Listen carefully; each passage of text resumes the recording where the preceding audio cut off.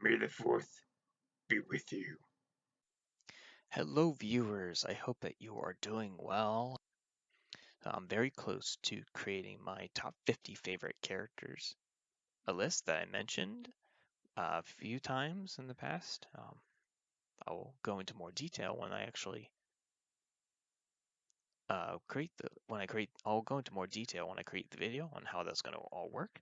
But, I thought of an idea for a video, so I wanted to do that first. So today I'm going to be just going over my top 10 most impactful video games in my life. So, but yeah, but so I'm gonna. I also have honorable mentions, which I'll go over first. Uh, yeah, just creating this list was really hard. I mean, but yeah, like 8 out of these 10 games I could say is most impactful game, but yeah, it was really hard creating this list and choosing one like a most impactful game. But all right, so I guess get started, get right into this. So my first honorable mention is Super Mario Maker. So one of my passions is creating. I've always loved creating things ever since I was a little kid, and whether it be my own game, a book, voices for characters, little movie skits, um, like, you name it. Like, I love, uh, yeah, I just love creating stuff, and I've always wanted to be able to make my own levels. So this game was a big come true to me. Like when this game was first announced, like I this and this is one of the biggest game announcements, like the one the game announcements I've been most excited for ever. If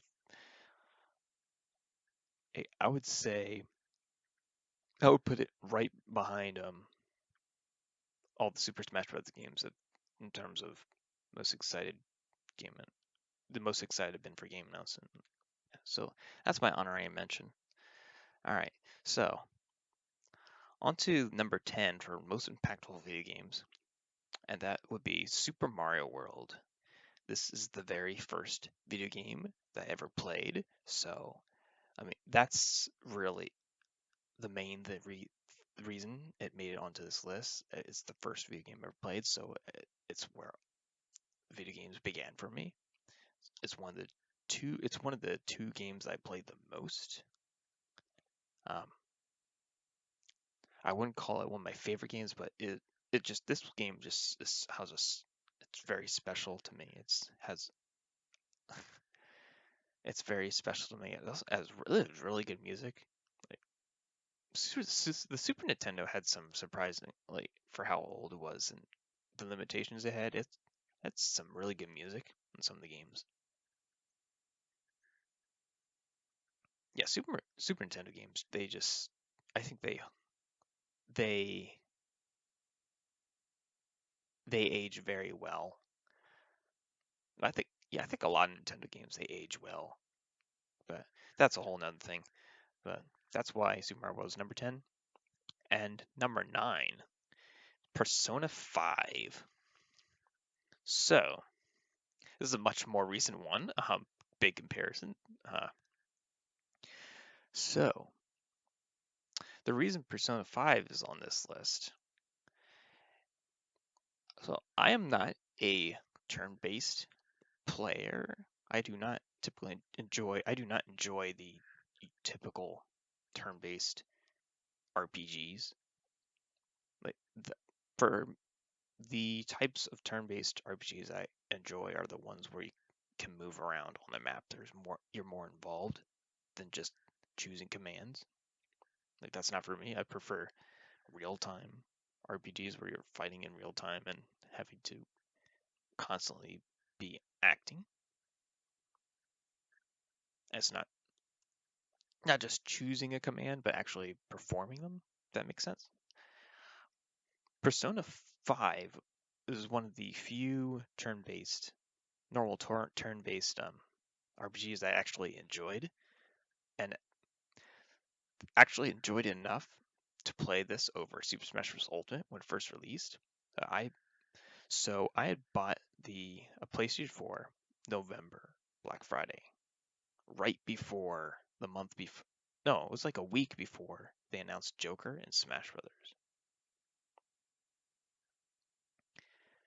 So yeah, so it was like, oh, the tough decision. Like, wow, do I play Smash Bros. Ultimate or do I play Persona 5 to learn about this character before he comes out in Smash? And actually end up playing.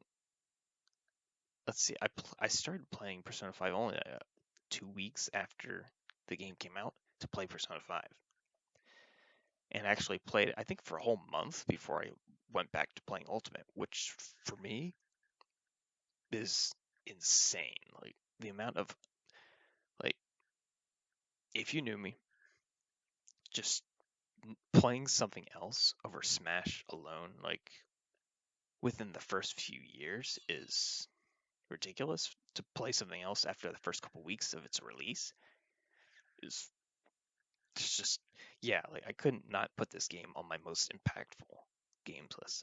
The music is amazing, the characters are amazing, the art, I love the Persona artwork. Like Persona artwork that's so good. It's possibly my favorite video game artwork. But yeah, that's why Persona 5 is on this list. And at number 8, have a game that probably most have not heard of, Arc Rise Fantasia. This game, I would say, this is one of the hidden gems of the Wii.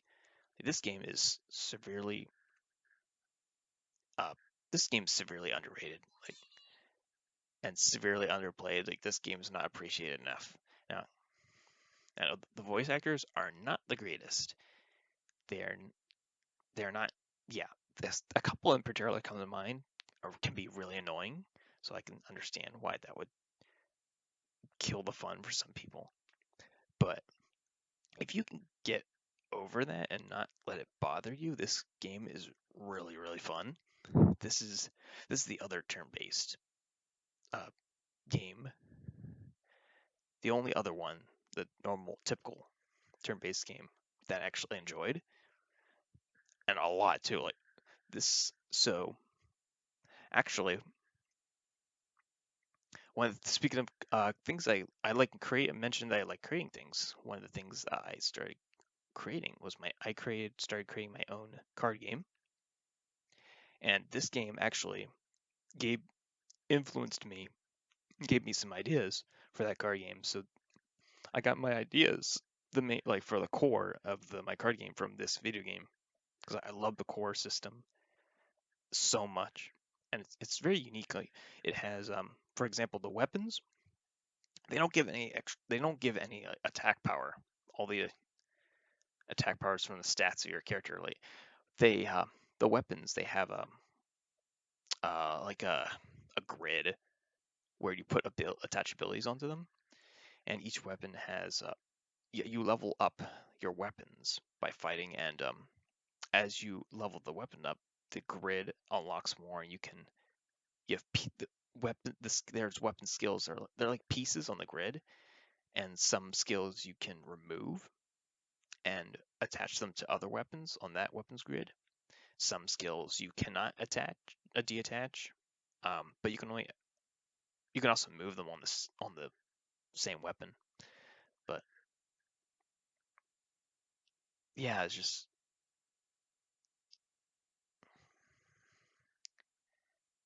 so yeah, as you level up your weapon, you can eventually move or remove them once the block skill block is not blocked off. It's hard to explain without a picture of it, but and every weapon has their own secret uh, skill that is unlocked if you completely fill the grid. So you have to put in different skills that to completely fill it up to get that secret skill, and which I think that was really cool. And there's a bunch of different types of abilities. Just yeah, the story's really good. The bosses are really hard. Like, almost every boss in this game is hard, which I absolutely love and I miss in video games. Like there's it's so hard to find a, at least on Nintendo's, like Nintendo's like difficult. They just games keep getting easier and easier. Um, yeah, it's so hard to find a difficult.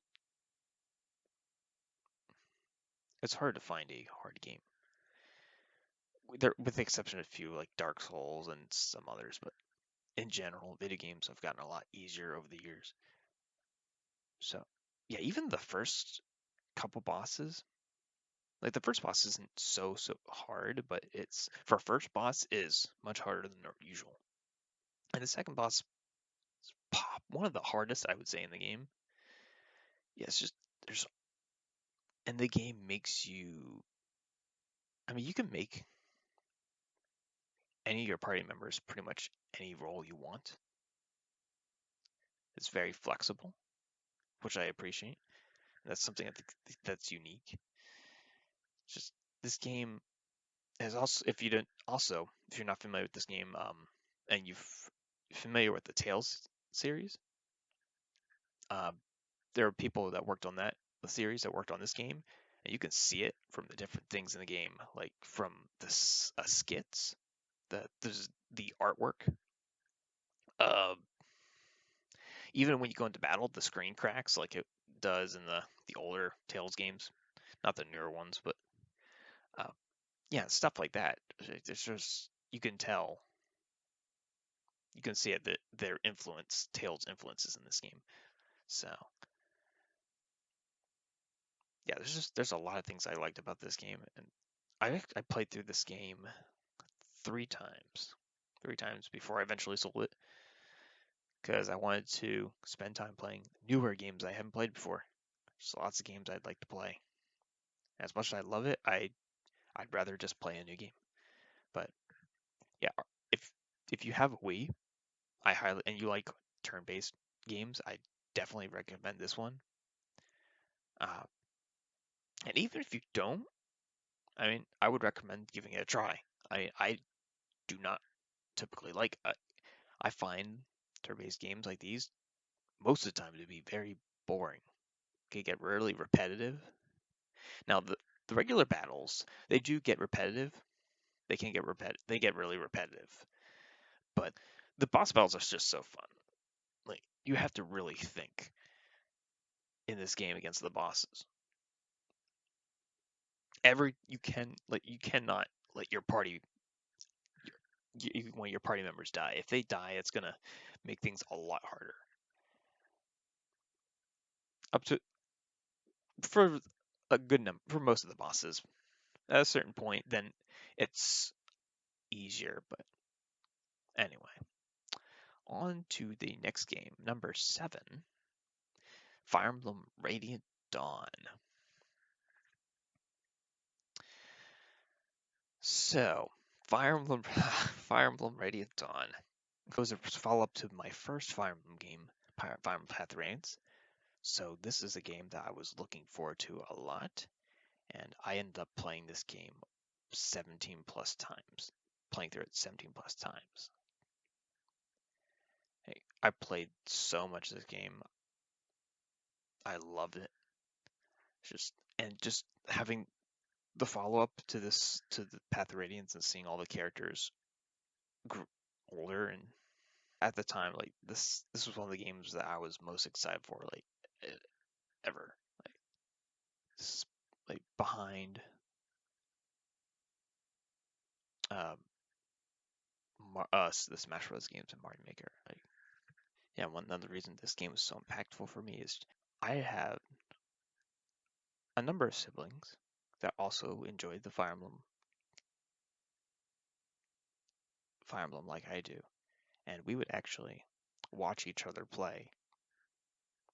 We'd all play the game. We'd all play and watch each other play, and we'd make commentary and on the for the characters and come up with voices. And it was a lot of fun. Like this, spending time together with my siblings with Fire Emblem games is some of the best times I've ever had. And I miss those days.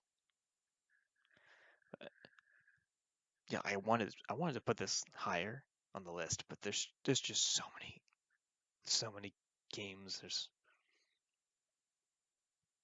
like I said before, I could put like 8 of these games as the number one most impactful game.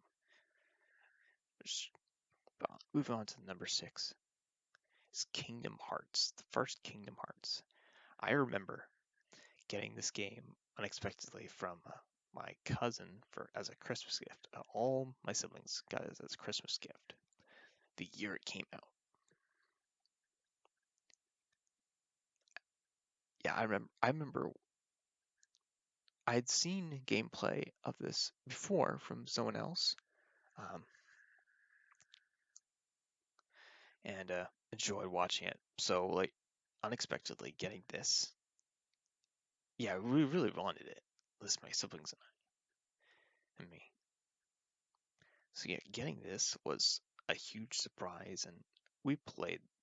It's just like Fire Emblem. We watched each other when we played, and oh, this game was so much fun. We had so much fun playing this game, and all the memories with this game. Just because back then, if you haven't played Kingdom Hearts, like, in the first, I think the first one, just the first one, you couldn't skip cutscenes. So there were a few bosses we had trouble on, and you just start making up skits for the cutscenes. Got bored. This game holds a lot of, yeah, this game holds a lot of memories and just all the Disney characters and oh my goodness, like yeah, Kingdom Hearts has become one of my favorite. I mean, I wouldn't say it's one of my favorite series. I mean, of all the Kingdom Hearts games, I think the first one is the only like true one that I love. I think after the first one, each one's gotten worse. At least the main ones. That's my 6th most impactful game. And 5th, Xenoblade Chronicles. So, probably not surprised to see this on the list, if you've been following my channel, or just from taking a look at my name. You might be surprised, though, that's only number 5. But that's just comes to show just how many games have been impactful for me, just how impactful they are. Yeah, okay, so this game, Xenoblade Chronicles, I discovered this game back in the Wii era when I was looking on internet for some new Wii games. 'Cause I didn't have many games at the time, and I wanted some games to play. So I looked up for I don't remember the exact search, but I was looking for like Wii must-have Wii games, and I don't remember if it was Reddit or what. But I came across that there were 2 games like that they said were like must-haves that I read about. The one of them was the last the last story, and the other one was the Xenoblade Chronicles. And at the time, neither of these games was released outside of Japan. And yeah, I didn't know that, but yeah, I found that out after searching for the game. But this game, yeah, eventually it came out 2 years later after Japanese release. Thank goodness. So fans pretty much had to beg for this game to come out. It barely made it. It's amazing. I find it amazing how this game went from barely making it to the United States to being coming one of Nintendo's more popular series. It's not super popular. It's not like a top 10 or anything by any means, but it's gotten a lot more. It's gotten a lot more attention, which is awesome. Like, let's see, initially when this game came out, I held off on buying it. Little did I know that it was a GameStop exclusive, and I ended up missing out on it. I was really upset because I was like, oh man, did I miss out on this game? Like, because I didn't know. I held off on buying it, and thankfully, GameStop had a Black Friday sale for this game. Oh yeah, I guess I should mention this game was selling used at GameStop for $90. $90. That's just how rare this game was because there's so few copies and you can only get it at GameStop.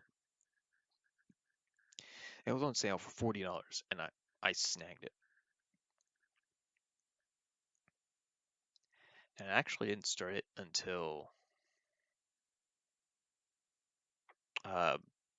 January. I didn't start right away initially, and when I first played it, I was not impressed, and I played it for a couple hours and stopped playing for a while, for like a month or so. And I needed eventually came to a point where I didn't know what to play. I didn't have many games to play, so I was like, oh, I'll give another go. Uh, and I got hooked in this game after a few hours of playing. Like,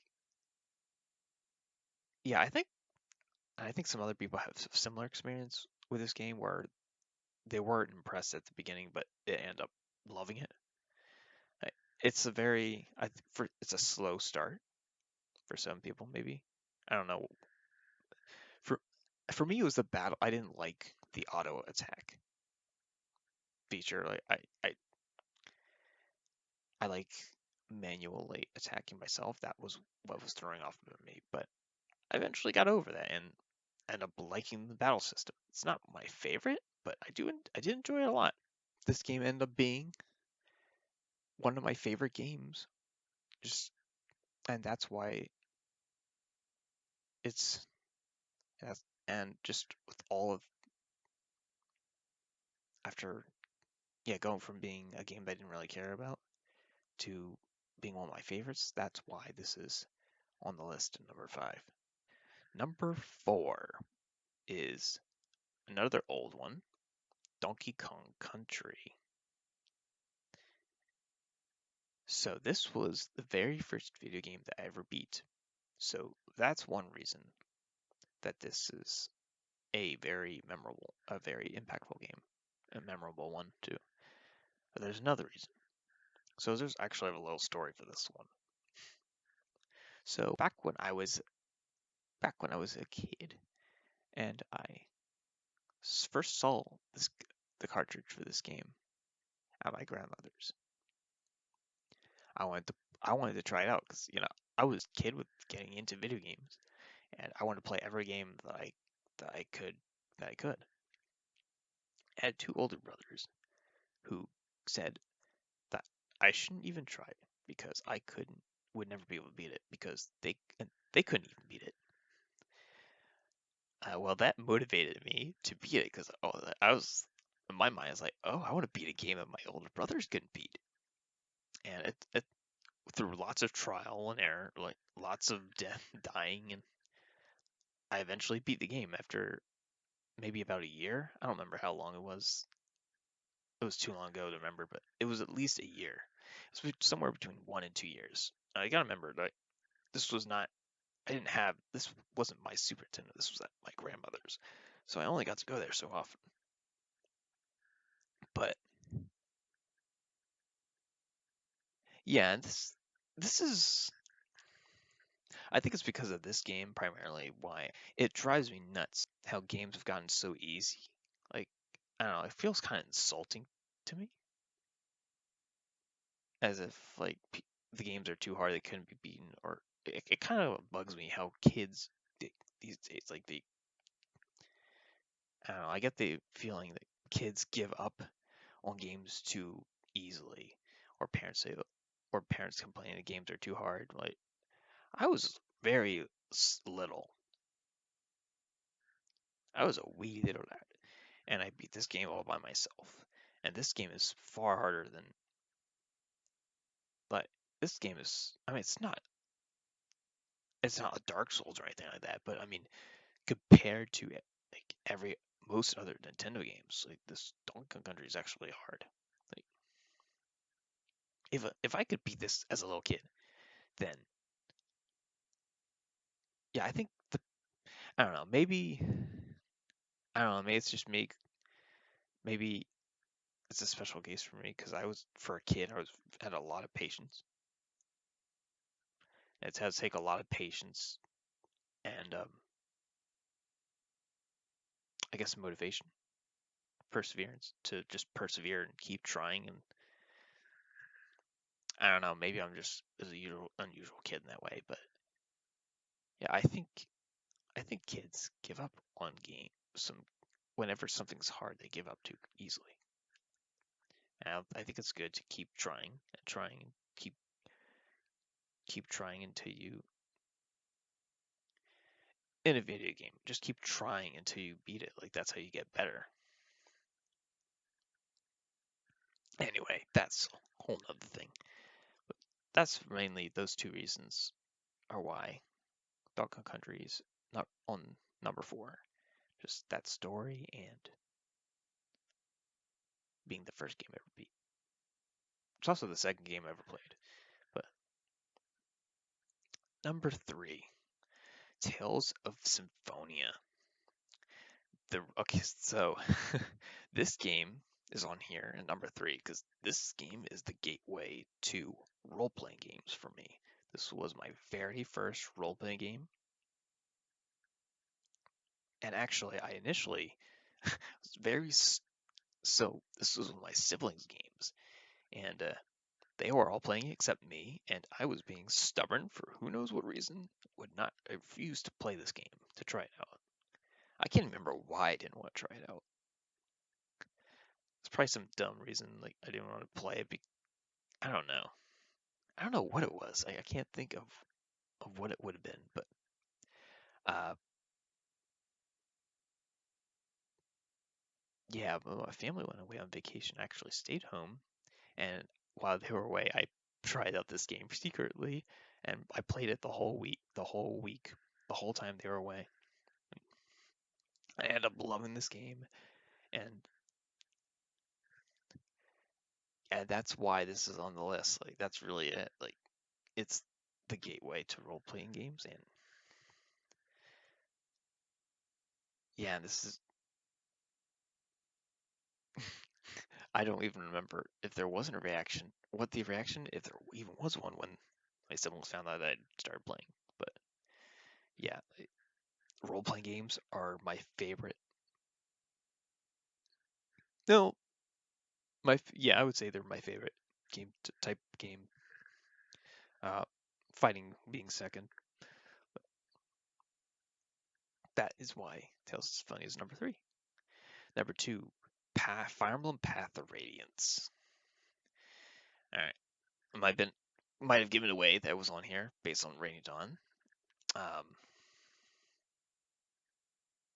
and some, but yeah, this was my very first Fire Emblem game ever. I played this game over 20 times, at least 20. I stopped keeping track after that because I didn't care anymore. But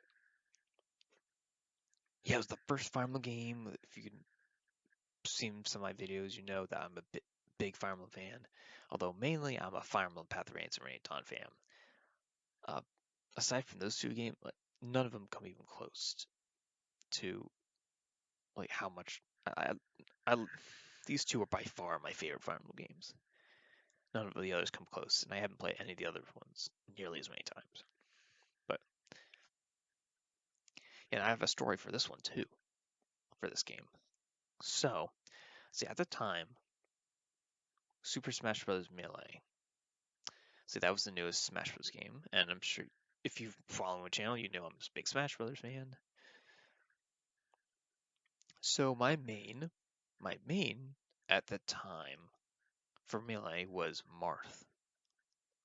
Yeah, so I wanted to learn about Marth because he was my main. Like that's always. So I went looking for Fire Emblem games, and this is what I found: Fire Emblem Path of Radiance, and I thought that it was Marth on the front cover. And when I first played the game, I got the cutscene where I heard the character's name Ike. I was so disappointed. I was like, "Wait, who is this Ike? Wait, that's not Marth." No, I wanted to learn about Marth. I was so devastated. I was like, "Oh, but Marth." Well, I ended up loving the game. Ended up loving the character Ike. The ironic part is after playing Shadow Dragon, the remake when it came out, like I didn't care about Marth at all, or that game. It was actually my least favorite Fire Emblem game. Just dislike that game so much. How the irony. But yeah, just like Rainy Dawn, my siblings and I played. We'd watch each other play. Just this game has so many memories. Yeah, I wish I could put it as number one, but I can't because of another game. You guys can probably guess what it is. Um, I'm gonna go on to my most impactful game. That's probably gonna be no surprise, and that's Super Smash Bros. On the 64, the very first Super Smash Bros. Game, the one that started it all for my favorite video game series. And that's really it. Like, it's where it all started. And it's not the Smash Bros. Game that I have the most memories with. It's not the one I've played the most. In fact, it's probably the one that I've played the least. But it's the game that started it all, and it's as simple as that. It's not much more to be said. Like, my only memory of this game was my older brother who owned the game and the 64. He one time he offered if we could beat him in a match. We only had one chance to do this. If he could beat a match, he'd give us $5. None of us did it.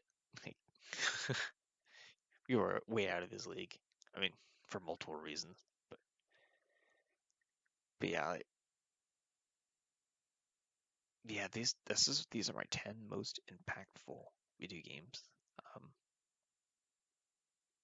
Thank you for watching. I hope that you enjoyed. Hope you stay safe and have a good weekend. And I'll have more videos coming soon. Uh, Next, I'm going to be very shortly putting up a top 10 favorite video games list. So, hope you're looking forward to that and you watch it. I'll see you next time.